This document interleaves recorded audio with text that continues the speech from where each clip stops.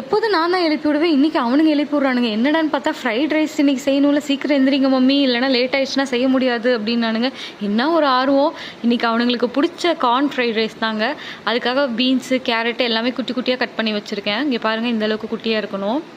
ஏன்னா இதில் நம்ம தண்ணி ஊற்றி வேக வைக்க போகிறது கிடையாது இல்லையா, அதனால் குட்டியாக கட் பண்ணியிருக்கேன். அப்புறம் கேப்சிகம் இருந்துச்சு, அதனால் கேப்சிகம் போட்டிருக்கேன். இதுக்கு தேவையான ஒரு சால்ட் மட்டும் கொஞ்சமாக போட்டுக்கோங்க. கார்ன் வேக வச்சுருக்கேன்.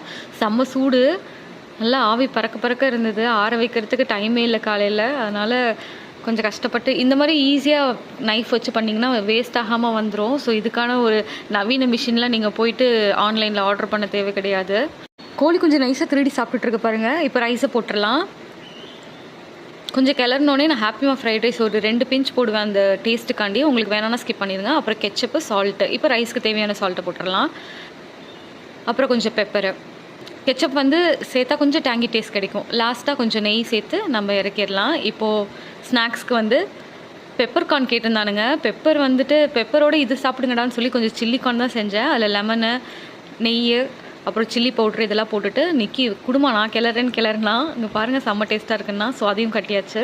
எங்கள் வீட்டில் நிக்கி தான் டேஸ்ட் பார்த்து எதாக இருந்தாலும் சொல்லும், உப்பு கம்மி, உரப்பு கம்மி, மிளகாத்தூள் கம்மின்னு சொல்லிட்டு. அதனால் அவனுக்கு தான் எப்போதுமே ஃபஸ்ட்டு வாங்கி கொடுப்போம் நாங்கள். டெக்கரேட் பண்ணி முடிச்சாச்சு. நிலாக்கு ஃப்ரைடு சோயா சுத்தமாக பிடிக்காது, வேக வச்சா தான் பிடிக்கும். மீதிய சைட் டிஷ்க்கு கட்டியாச்சு நிக்கிக்கு. நெக்ஸ்ட் வீடியோவில் பார்க்கலாம். டுடஸ்.